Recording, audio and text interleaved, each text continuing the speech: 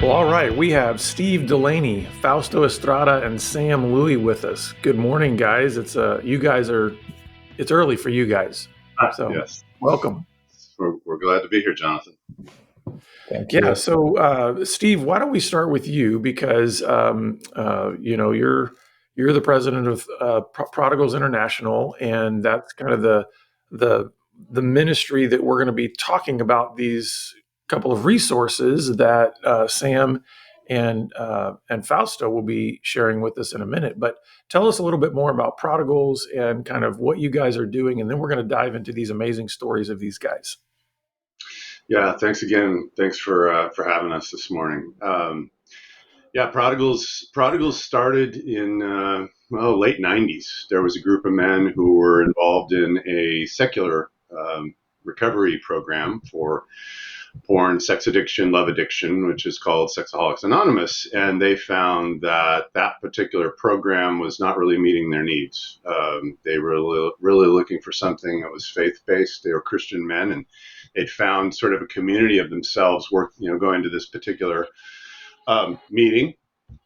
And as a result of that, those guys really felt led to start something that was faith based. And so they took the foundation of a 12-step program, Sexaholics Anonymous, and they built a framework and a curriculum and a new program around a Christian based, faith based 12-step program. And so that we were founded in 2000, and we launched that program in the state of Washington with one group, and that group exponentially started to multiply.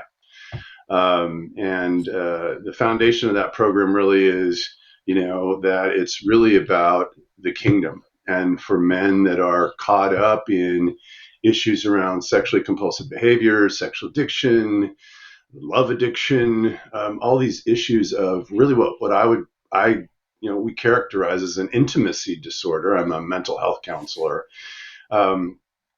Those things really keep men from enjoying God's love, enjoying His Spirit, and it really keeps if you will, a wall between them and Jesus Christ. And through that process of that program, really allows men to start to begin to thrive in Him. And so that was, the beginnings of the program. And since then, since 2000, multiplied to multiple groups, both in the state of Washington, Alaska, up in Canada.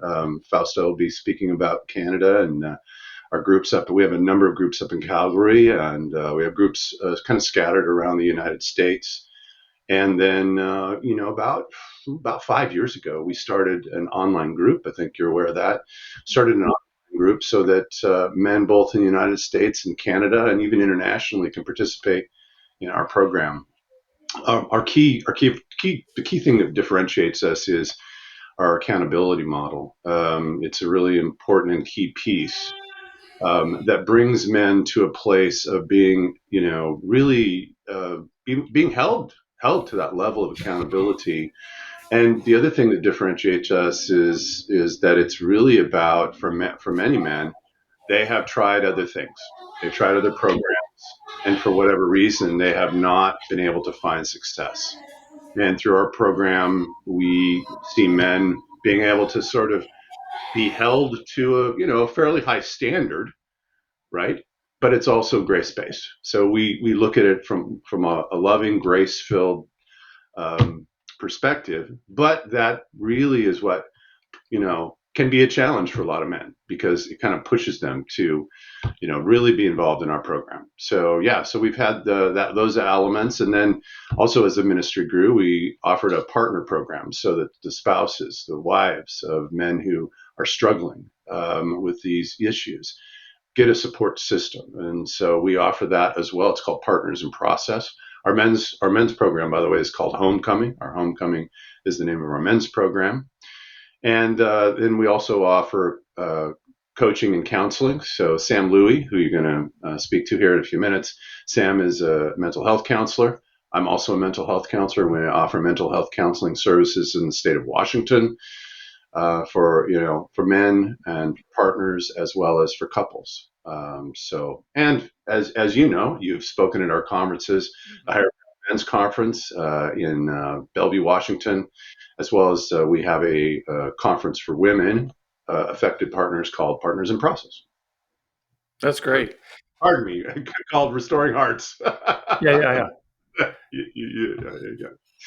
Yeah. Well, thanks, Steve. Yeah, we love what you guys are doing at Prodigals, and we've been doing ministry alongside each other for a long, long time now, and it's exciting to see the longevity and just the expansion of y'all's reach, especially with what you're doing through some of your group ministry and some of the online things that you guys are able to offer now. I want to transition um, uh, to hearing Sam's story. Well, let's start with Sam. Um, Sam, why don't you share a little bit with us about um, kind of first of all, let's talk about how you got connected to Prodigals, and then let's unpack your story that led to the book that you have Mhm. written, and we'll talk more later about how folks can get the book. But let's just kind of unpack your journey. Sure.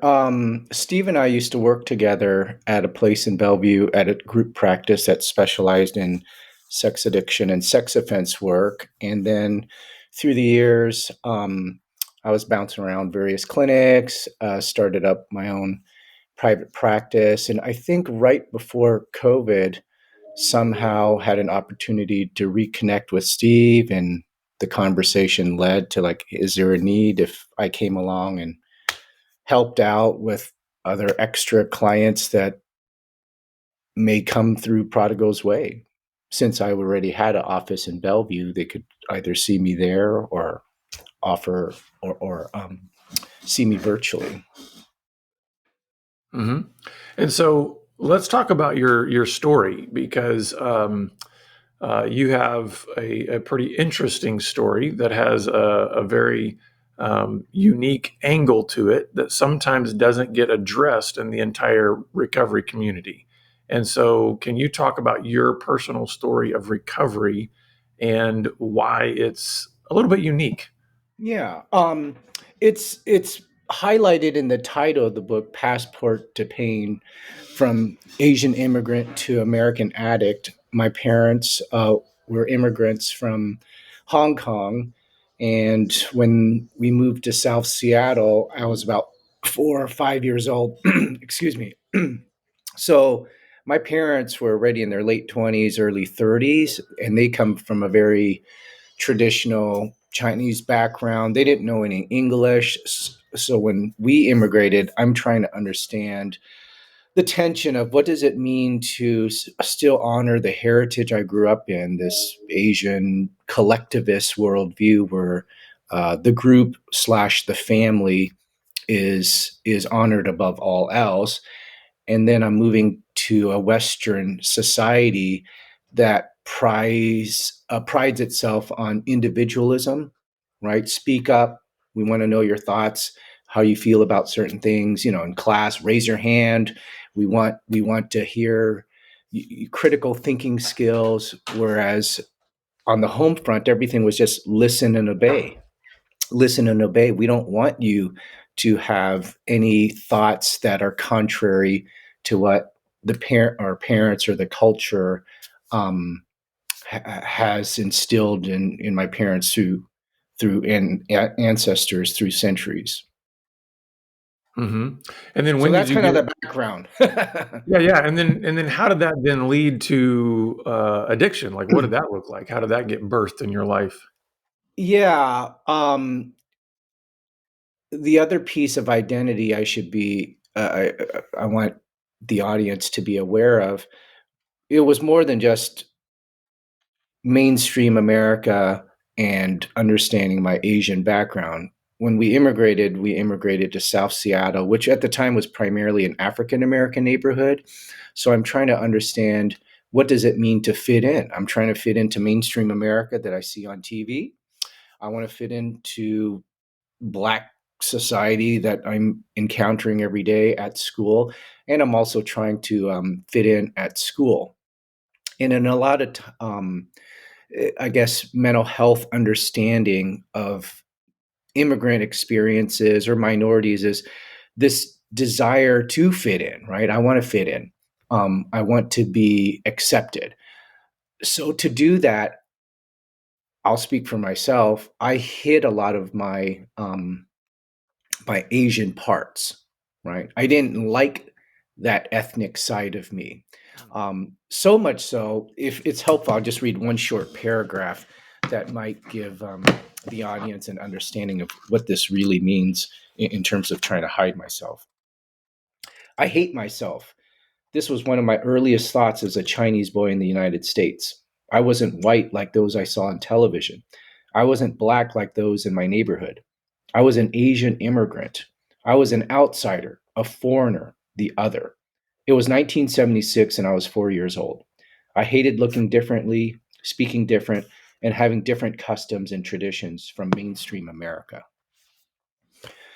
So, as young as I can remember, there was this internal struggle of accepting myself, self hatred, self loathing of myself, my culture, and really wanting to minimize this so I could fit in uh, to the rest of society. And where did that then dovetail, or where did you see that maybe as a foundation for what might have eventually led to porn addiction or some other addictive behaviors? Yeah, early on, looking back, I could see it as compulsive or addictive, but as a kid, you didn't think much of it. There was a lot of I think fantasy. I'm not talking about sexual fantasy at the time. There was just a lot of escape type of activities where I wanted to escape. So our parents worked long hours. My dad was a cook at the time. My mom was a waitress. I was the oldest of three, so we kind of just had to entertain ourselves. Watched hours and hours of TV, lots of video games, both at home and at the arcade. Um, anything you could do, comic books. You're just engrossing yourself in any type of escapist behavior, fantasy. That in right amounts it would have been healthy, but I did not realize I was carrying some of what I mentioned earlier, the internalized shame, but also my own fears of growing up in America. Like, well, what is this all going to be? Because I'm the first one from three generations down to go through the American school system, and my parents could barely speak English. So everything, I was kind of their interpreter. So I was carrying so many roles, especially being the oldest as well. Trying to be a role model for my two younger brothers, that there is this unspoken weight upon me that I had to figure it out, be an example of what it meant to be, quote, a success in America. So that weight led me, I think, to continue to find ways to just numb out that pressure through those various forms of early, just doing anything compulsively, right? Even sports, like I'm just playing sports compulsively on the playground by myself. It didn't matter. And then right around puberty, uh, at the time, my parents would get these, just regular department store catalogs, and even then, that was a way where I would just look at all the different things that I wish I could have. Like, let me circle this electronic gadget or this sporting equipment or whatever, highlight the description. And that was it. I wish I could have it. What would it be like to have this? As I entered puberty, that catalog became more intriguing because then I realized, oh, they even have these lingerie sections, right? I didn't circle the models or anything, but I definitely looked at the lingerie models and like, oh wow, this is another place, just another area where the prior compulsive template could go. Let me just fantasize. What would it be to be with this woman or have this woman care for me? Hmm. And then, what did the beginnings of recovery look like, and how did that then kind of lead you to the work you're even doing today? Well, before recovery, there was the full-blown addiction, right? So, high school, there wasn't a lot, primarily because I just dove into sports and just tried to I didn't really think about girls. The other piece was I didn't think anybody would like me because ethnically, Hmm. I'm Asian. Um, so then it wasn't into college. College, there are a lot of, I got into, I wouldn't call them relationships. They were one night stands because I didn't think anybody would want to be with me. One night could have lasted 2 weeks or 3 weeks, but they were short term relationships because I thought, gosh, if I stick around in this relationship for too long, this woman is going to find me wanting in some way. They're going to find something deficient in me. Better to just end this quasi relationship sooner rather than later and get hurt because you know if I stick around for too long, she's going to realize there's something really terrible with me and I'm just not good enough for her. So a lot of one night stands, and then my first career was in broadcast journalism. So I moved away from home, started in Montana, and then continued to move to the Midwest and Ohio. And you know, at the this is all uncharted territory. Post college, what am I supposed to do? How do I quote succeed in this field? A lot of fears. Television journalism. I was a news reporter. It was intense. Like there's a lot of deadlines. There's a lot of performance anxiety. Sam, you got to be live at noon. You got to be live at 5. Got to be live at 6. Not only completing it in time, but the fear of am I going to flub on live TV? And so that just fueled because I was in this pressure cooker. I didn't really have time to look for relationships as much. So pornography became an easy access to ward off these feelings of inadequacies. Hmm.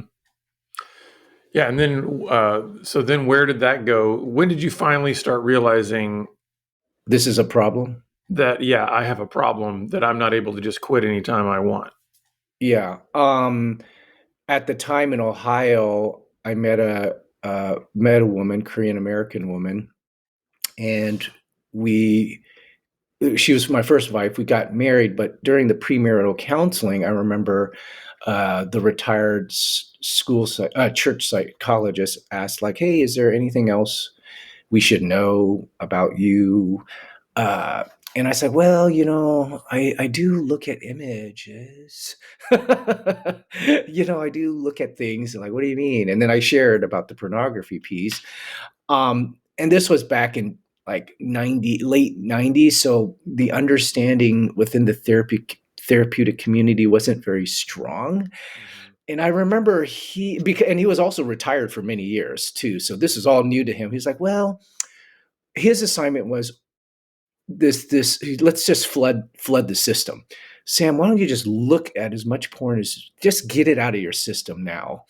That was like his premarital counseling advice. And in my head, I'm like, yes, I think I think this guy is deluding himself. Even then, with no understanding of addiction, I'm like, this is not the right recipe. Right. So then I continued on. It went underground, and a few years later, I still remember it clearly to this day. I was working a swing shift. I'm, I'm on the 11 o'clock news. I get home around midnight. I'm downloading the day and my fears, insecurities, because Los Angeles is like the media capital, at least the entertainment capital of the world. So a lot of pressure, and the stakes are high because you're getting paid well to perform well. And so I kind of numbed out. I believe I was numbing out every night. By this time, my wife was always asleep. She happened to wake up to use the restroom and then caught me looking at online pornography on the computer and was aghast. And that's when, like the when they talk about the pit of the stomach feeling happening, that's what happened. And I was like in shock, I think, for the next 6 months because by then it was a whirlwind of activity of understanding, wow, this is a problem. I need to get help. And then eventually, my then wife filed for divorce because it was just too overwhelming for her as well. Hmm.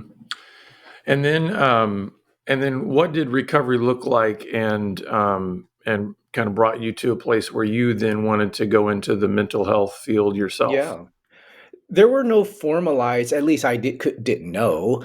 Um, but I found a good Christian two Christian male therapists. One was individual therapy, and then somehow I think he knew of another therapist who ran groups for men, and they didn't call it like, "Hey, this is a sex addiction group." They just said, "Hey, I run a group with other guys that are dealing with this similar problem. Would you be interested?"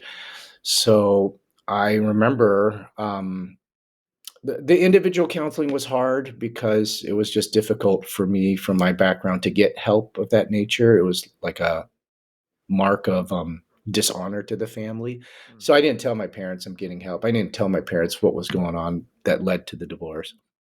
Um, but when I went to the group therapy, I think that was very life changing for me. As much as individual was imperative, the group therapy was very life altering because from day one, I could still remember the body, obviously having some fear, like what is this going to be with all these different people? I'm not like them. I'm better than them. These guys are perverts. Back then is how I saw but I'm normal. I'm the normal guy. I'm the educated guy. They were educated too, but in my head, I'm like, I'm the healthy one. I'm the healthy one with the problem.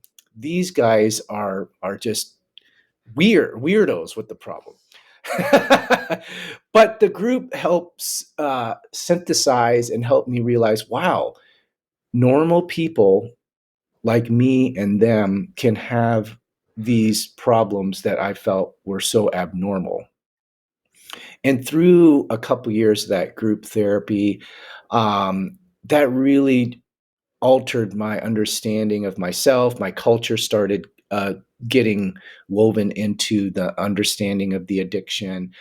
And eventually, I was still in journalism at the time because, that's what I knew. And God just kept kind of pressing into me because the stories that I would promote at the station all were starting to become recovery related. Like, hey, why don't we do a story about men's mental health or uh, uh, Christian recovery or this or that? And my boss would say, hey, Sam, you're doing all these stories or pitching all these stories about mental health, addiction, recovery. Have you ever thought about going into this field? And so then a little light bulb turned on, but it took a few more years for me to finally like, okay, am I really going to give up what I had known for, over a decade to go into the unknown? But I did. And that was, back in the late, or no, not the late, the right, yeah, almost 15, 16 years ago is when I finally made the switch. Yeah, that's great. I'm going to push the pause there for Yeah, yeah, for yeah. just a second, and Fausto, let's go to you. Um, uh, I think it's going to be interesting because we've gotten one cultural perspective from Sam on his story.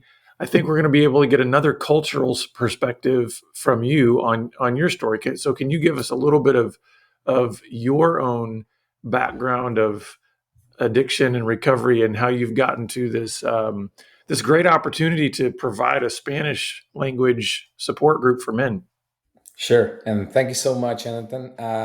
So it all started. I'm Latino. I grew up in Honduras, and so my mom and dad got together when they were so young. They were like 19 and 17, and they had me.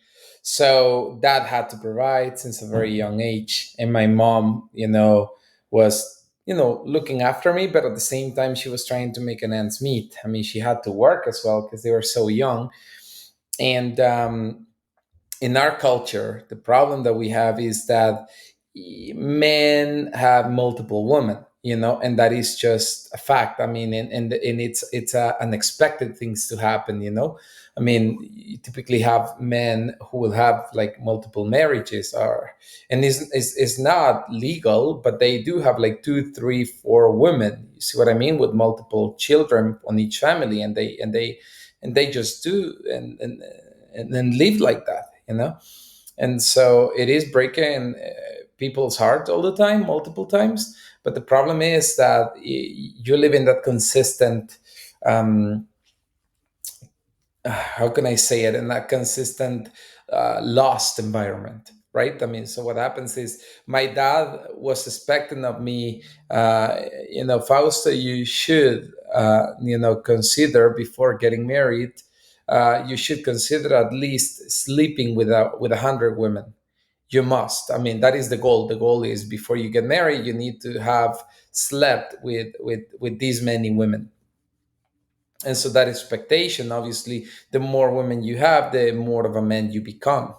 And he modeled it. He modeled it, and it was unfortunate because he did break my mom's heart multiple times. Um, and he learned it from his dad, and his dad learned it from his dad. So it is a generational thing, but it's also a cultural thing. I mean, it's not unnormal to see a man who has kids with another woman, and then him bringing those kids along to kind of meet, from time to time. And then some of the women, they try to live like that, but they are unhappy. And my mom was one of them. I do remember, and I do recall seeing my mom broken hearted multiple times. So as a kid, me growing up like that, understanding that, yes, I mean, men do that thing. They do have multiple women. They do, indulge into lust. And is considered a social pattern, and a social, a new standard, in our system, if you put it that way. So starting from there, understanding that Latin culture is like about, the more women you have, the better it is. Men, have multiple women, sometimes even multiple, I'll say homes, and that was the environment and the expectation. On top of all of that, the expectation from my dad on me. So before you get married, you don't do that, go virgin until you get married. No, I mean, you gotta sleep around with multiple women before you commit to someone fully. um, how does that entail, and how does my addiction develop from there? Well, pornography is a thing that is not as hidden as it should, because the problem is it's not that it is fully exposed, because it's a Catholic country, so you will not see posts of naked woman anywhere, like everywhere, sorry. But you will know that people have it in their homes, right? So what ended up happening is I started finding porn in my grandpa's you know secret room. I would see posters on my cousin's bedroom, of naked women. And so that started, since I was like 5 6 years old, right? So I remember seeing my first Playboy when I was like probably 9 to 10 years old. I remember I stole a bunch of them, from my grandpa, and I brought them to my hometown. And I was the coolest kid ever, because I had this thing, right? And I had porn, and it was accessible. You know it was a real thing. One day my dad gave me a computer who bought from a friend, and I was already 12 when that happened. And he bought a computer from a friend of his, and that computer came with a bunch of CDs. And I was into video gaming, and I was playing video games. And that video game that my dad bought for me, I already had finished it, so I just wanted to play more games. I went through all of the CDs, and I saw one with three X's on it. I thought it was the Vin Diesel Triple X movie. Maybe they had made a game about that movie. I thought, oh, this is gonna be so cool. And to my surprise, when I opened that CD, I mean, yeah, it was something completely different. I saw, like, multiple, pornographic videos on that city. At first I got scared, but hey, my dad gave me this computer. So maybe my dad is expecting, is expecting me to actually do this, and if my dad gave it to me, maybe this is the right thing to see. Maybe the adults look at this, right? Maybe I'm not going to tell anybody about this, but if my dad gave it to me, it must be good, right? So I think that's how, like, my cultural and how I started into pornography can can be bridged. And so then what did the journey look like from there to the point where you eventually started to say, this is not right. This is not good. I've got to do something about this. I was such a good student in school. I mean, I'm not gonna, I mean, it's not bragging. I was really, literally, I was really, really good at school. But the moment I started, consuming pornography, I started noticing that I was getting slower, right? I would consume pornography, since that moment I started watching porn. You can count that I was probably masturbating at least 5 to 6 times per day, you know. At the age of 14, I was already looking at pornography for no less than 3 to 4 hours a day, and it was a ton of pornography for a kid, and nobody knew about it. Nobody nobody would catch me, because my mom didn't know how to use the computer. She wouldn't know how to find, like, secret files or hidden files. My dad wasn't present all the time, so it was me and this big secret of me. And obviously at the age of 16, 17, you want to put into practice what you learn. So I got this girlfriend, and we started having sexual intercourse, right? And then, unfortunately, she got pregnant, and I said, I'm not responsible. I'm just not going to be present. And so she had an abortion. I obviously got scared. I was 17, 18 years old. I saw how my dad and my mom got together, like, so young. I didn't want to be a part of that again. I didn't want to bring a kid that would suffer, because my mom and dad, would have so many problems, like, so many issues. My dad would cheat on my mom all the time. My dad had other kids out of, the wedlock and out of the marriage. And that destroyed our family completely. And I just didn't want to do that. I just didn't want to deal with any of that pain. So I hid, that issue, and I went and got my girlfriend to have an abortion. Then I left her. Then I went to have more sex with other women, and got another girlfriend pregnant, and then did the same thing, because I did it once. So now I'm going to do it twice. So this is another girlfriend, with another abortion. So now it's two babies, right? And then I'm like, I have to, make some changes. I mean, I can't keep doing this, but at the same time, I couldn't control myself. At the age of 21, I met this girl. Same thing. She got pregnant again. But the problem now is, like, you know what? I'm going to try to be better. I'm not going to get her to do an abortion. I'm going to marry this girl. And I thought that, just making the decision in my mind that I needed to just to, engage to someone, maybe that could be the solution and the problem taker, right? And so I decided to marry her. And what ended up happening is, a year after, we got divorced. We unfortunately lost the baby. She had a miscarriage, and that obviously broke her heart, made the relationship even tougher. And we couldn't keep up the marriage. I mean, she left me within a year, and I was cheating on her constantly. I was a monster. I tried to stop. I didn't know what to do. I got to the point of becoming suicidal individual. My parents found out because I bought a life insurance policy. Just so they found out what my intentions were. And so at that time, my dad had started attending to a church. And so he came to talk to me, and he told me about his relationship with Jesus, which at the beginning, I mean, I kind of, it was like, okay, good for you. I mean, it's good for you. I mean, I'm glad that you found something, but sad for me. But at the same time, I mean, something that he told me that day struck me, and he said, I'm sorry. I'm just so sorry. I screwed up. I hurt you, and man, I just want to, I just don't want you to go through all this.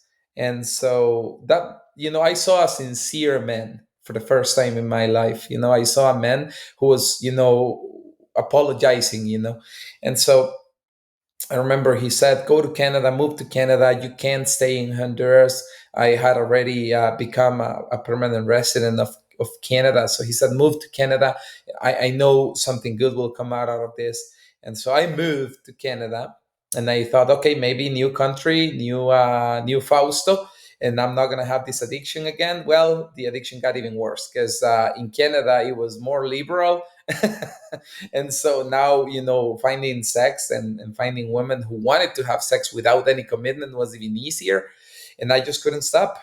But then I one day I remember I felt so empty, I felt so lonely. I attended to a church, and then and I just thought about my dad, because my dad said I went to a church, and how it works is you go to a church and then you just get baptized. Make sure you get baptized, and then you start reading a Bible and you start doing that, and so I remember I started doing all of those things, but the problem wouldn't go away.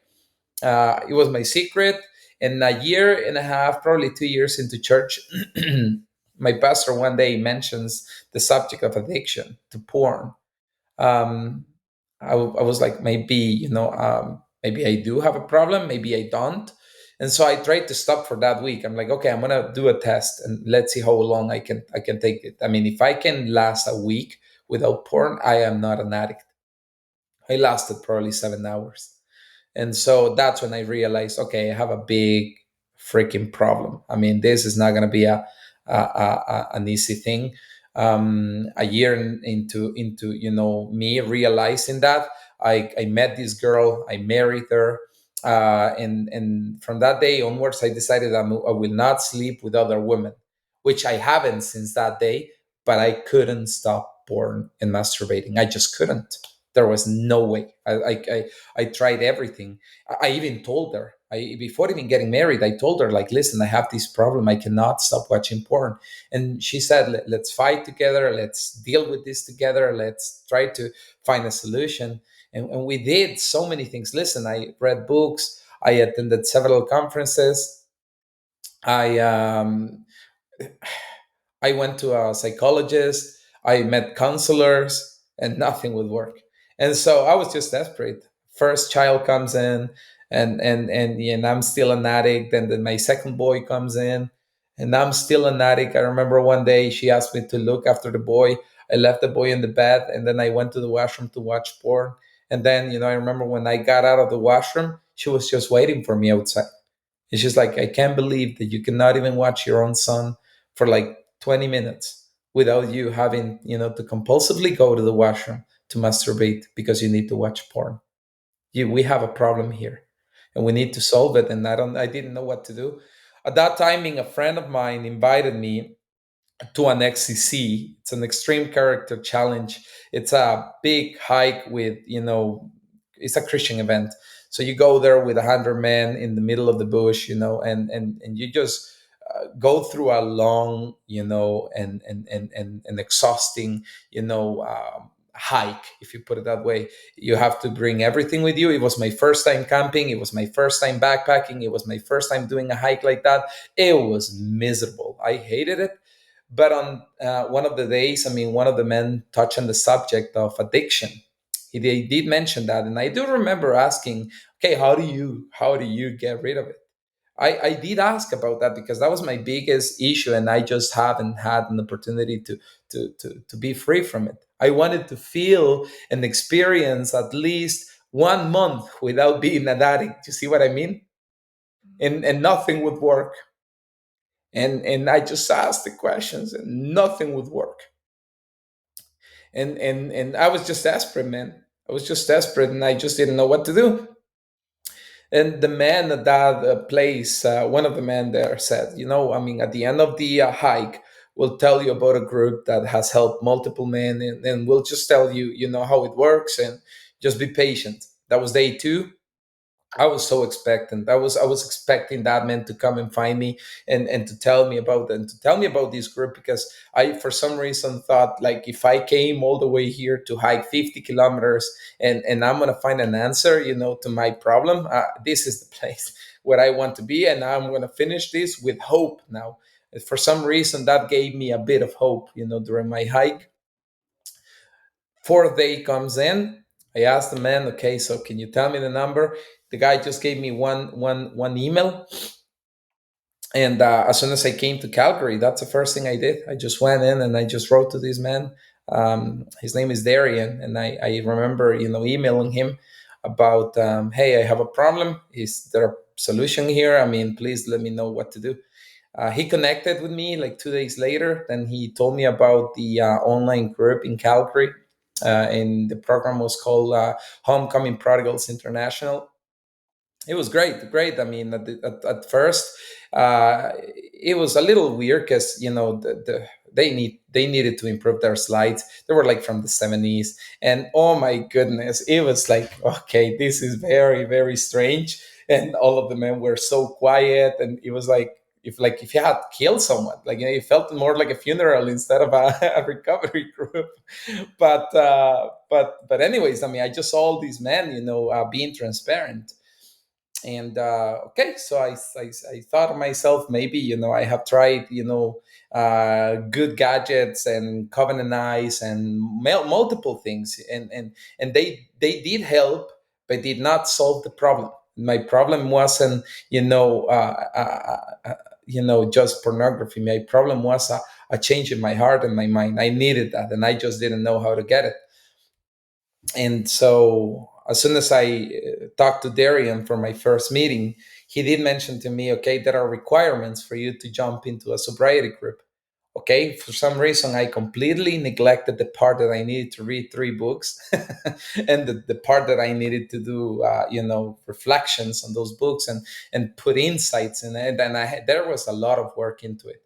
So I just didn't know. I just thought, okay, maybe I have to just attend to 4 meetings, being sober for 30 days. I did not know how to achieve that, but I'm going to try my best. I tried my best. I slipped a couple of times, but I'm like, okay, they don't need to know this. Maybe I'm gonna lie that I, have, been sober for 30 days, and I'm gonna get into that recovery group. 4 meeting goes in, and I said to everyone, okay, I'm ready. Get me into my sobriety group. I haven't received your 30 insights. Have you read the 3 books? And that's when I realized, oh, okay, this is going to be tougher than I thought. And yeah, I remember, being discouraged for that meeting.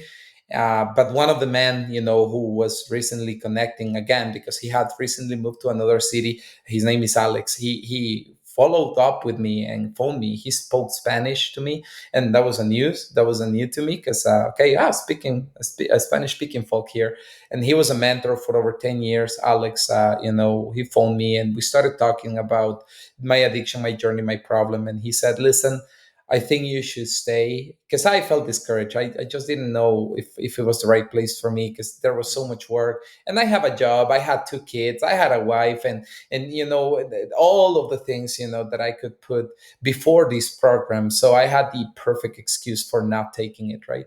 So, but Alex encouraged me and said, listen, at the end of the day, I'm going to be very open and honest with you. You will lose that perfect job. You will lose that perfect woman. You will lose that perfect family if you don't get healed. If you don't get healed, eventually everything will collapse on you, because your foundation is wrong, and you need to change your foundation. And so he said that, he confronted me in a way, and I decided, okay, I'm gonna try. I did ended up finishing the 3 books and getting into the sobriety group. And then once I got into the sobriety group, it was even worse than entering into the mentoring group, into the sobriety group. It was terrible. So much homework. I hated Alex. I freaking hated that. I told him one day, Alex, you are an ass, and I hate you with all my heart. And I did mean it. I was like, you are not a nice man. You are not kind to me. You don't see that I have problems. You don't see that I have financial burdens. You don't see that I have a family. And he said, man, I am here to help you, and I could care less about those things unless you are healed. That's what he said to me. I hated him for that at the beginning. The first months, one day I remember, I yell at him at the group. I yell at him, and I don't feel proud of that. But I was just so angry, And he said, "Listen, you can." I remember him telling me this: "You can yell at me all you want, but the only reason you are here is because of you. You are the only problem here. So you have the problem. I'm trying to help you. You're not paying me to do this. So I'm here to help you. But if you don't want to be helped, find your way." And so I decided to stay. Step one goes through, and then the unexpected thing happens.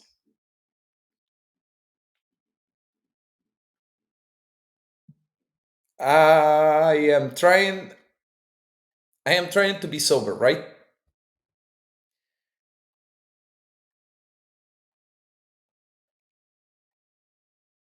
I am trying to live an honest life. Okay, I am trying. And for the first time in my life, I see like one whole month, like in a different reality. Then the second month goes by, step number two, and I'm 2 months into sobriety. And then step three goes by, and then I'm 3 months into sobriety, 6 months into sobriety.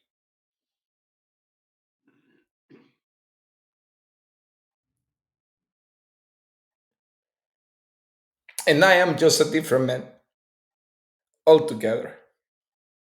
You see what I mean? And it was the first time in my life where I could see something working. And it wasn't easy, but it was 6 months. Yeah, that's huge. Yeah. And then I finished the program. It's 12 steps. I would say 12 steps, 12 months. And so then I am on my step 12, and I see a year of sobriety. It's the first time in my life where I can see such a milestone. After 22 years of addiction, and it's my first time.